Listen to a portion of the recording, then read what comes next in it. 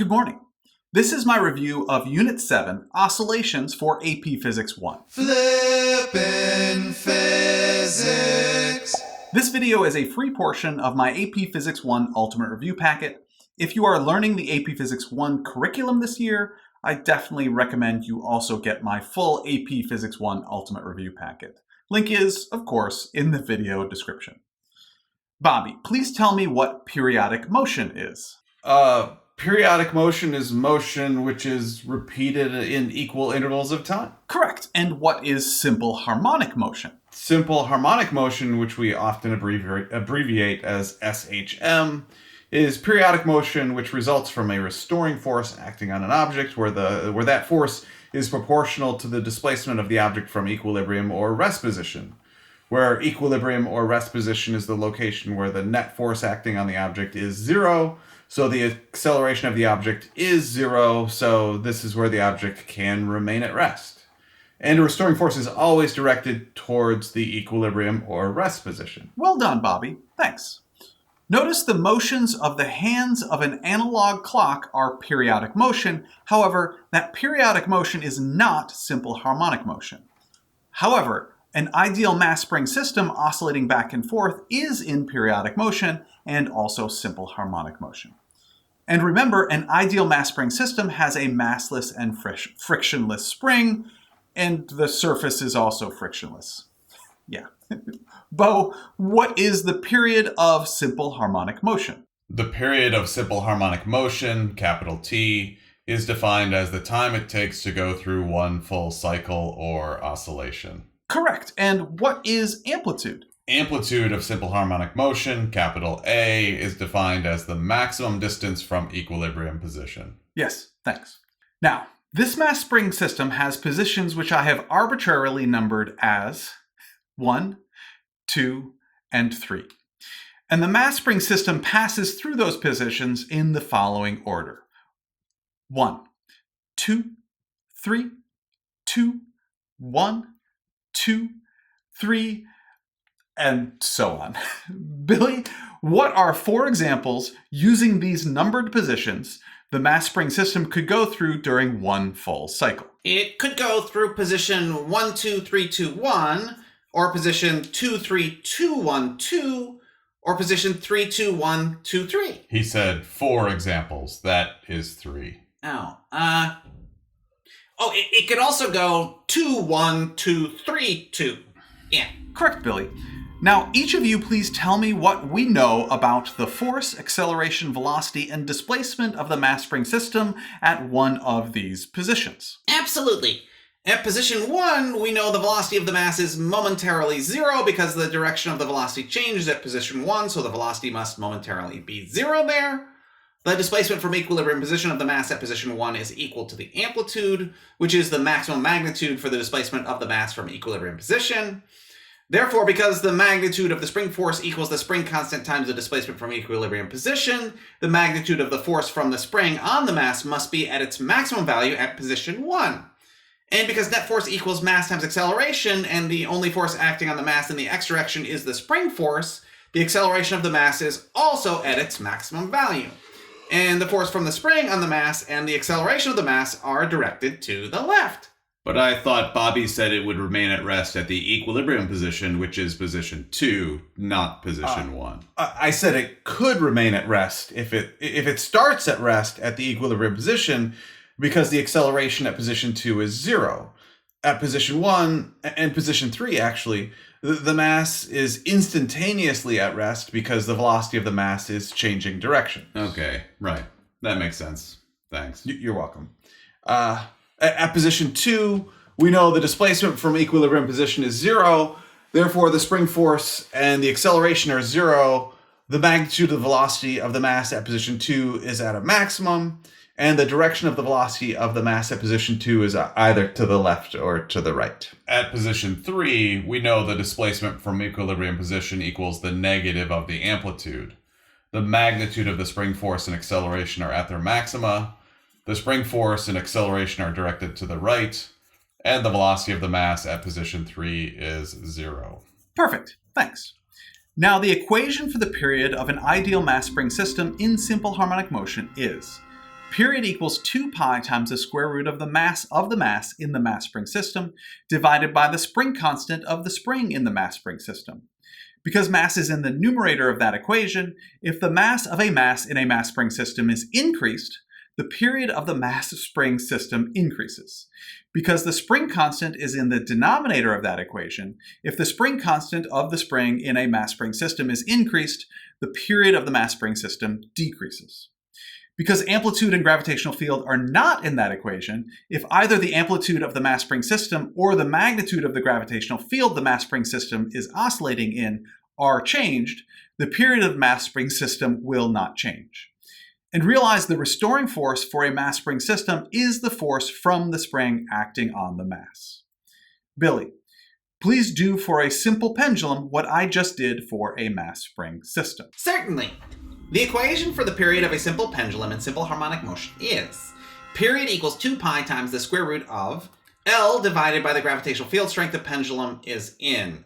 A simple pendulum consists of a mass or pendulum bob hanging from a string and fixed at a pivot point at the top of the string. The L in the equation is the distance from the center of suspension to the center of mass of the pendulum bob, and L is often referred to as the length of the pendulum.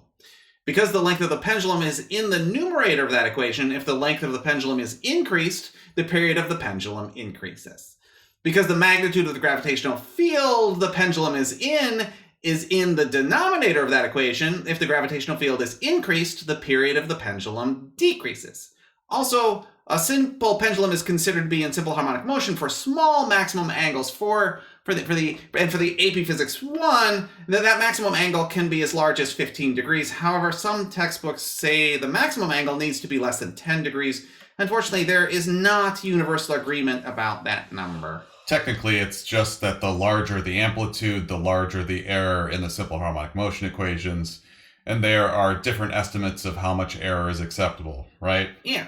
And because amplitude is not in the period of a simple pendulum equation, if the amplitude of a simple pendulum is increased, the period of the simple pendulum will not change as long as it stays below 15 degrees. And because the mass of a pendulum bob is not in the equation, if the mass of a pendulum bob in simple pendulum is increased, the period of the pendulum remains the same. And the restoring force for a simple pendulum is the component of the force of gravity acting on the pendulum bob, which is tangent to the direction of the motion of the bob. Is that equation for period of a simple pendulum in simple harmonic motion on the equation sheet? Yes, it's right there. Then what's that weird curly letter under the square root radical? Oh, right. On the equation sheet, they use a weird curly L for the length of the simple pendulum. Okay. Thanks. You are welcome. Impressive, Billy. Thanks. Realize the frequency, lowercase f, of simple harmonic motion is defined as the number of oscillations per second. The units for frequency typically are cycles per second, which are called hertz, capital H, lowercase c.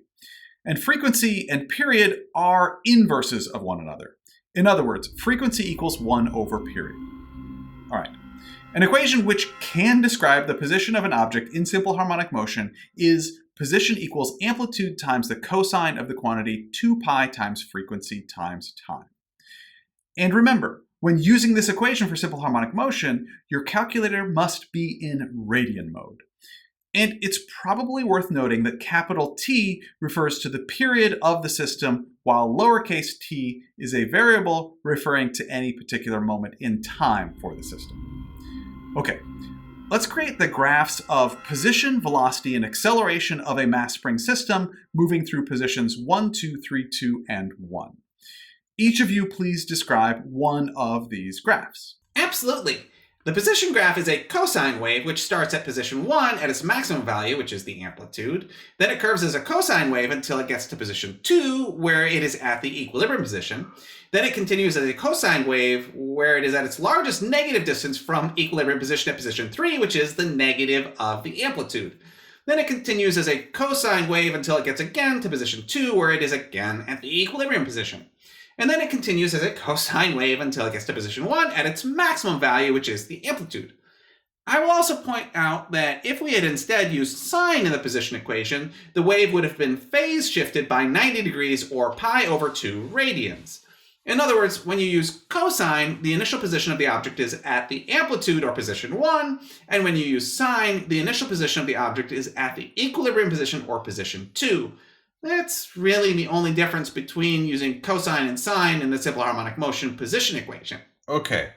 For the graph of velocity as a function of time, that goes along with the exposition equation that uses cosine.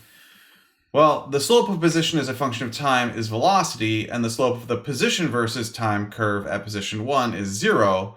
So the initial velocity on the velocity versus time graph at position 1 is 0.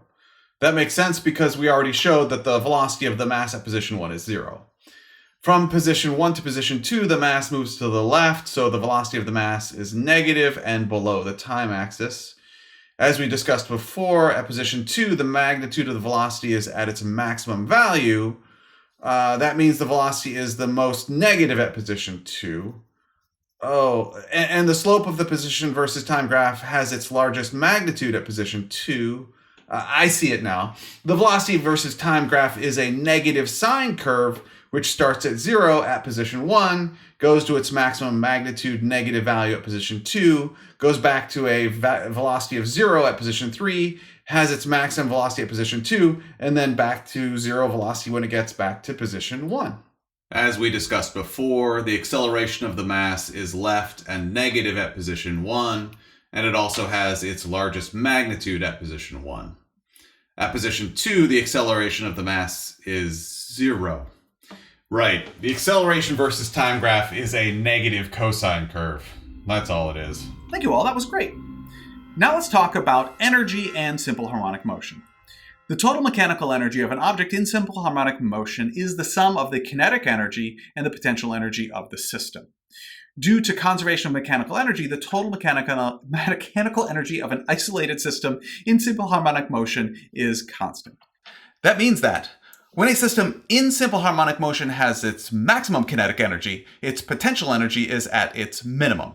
And when a system in simple harmonic motion has its maximum potential energy, its kinetic energy is at its minimum.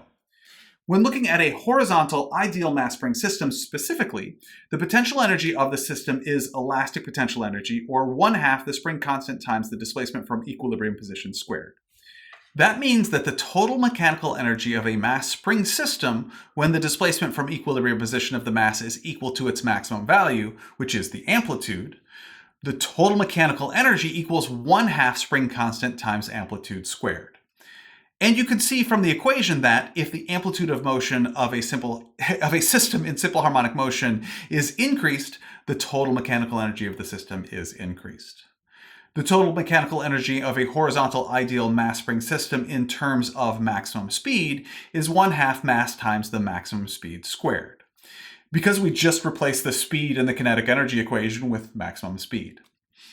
Because both of these equations equal the total mechanical energy, we can set these two equations equal to one another to solve for the maximum speed of a horizontal ideal mass spring system. The total mechanical energy equals 1/2 spring constant times amplitude squared, which also equals 1/2 times mass times maximum speed squared. The 1/2 drop out. Everybody brought 1/2 to the party.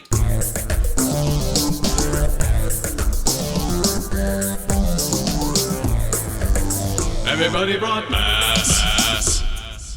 Sure. And we can rearrange that to get the maximum speed of a horizontal ideal mass spring system equals amplitude times the square root of the quantity spring constant divided by the mass. And you can see from that equation that if the amplitude of motion of a system in simple harmonic motion is increased, the maximum speed is also increased. Thank you very much for learning with me today. I enjoyed learning with you.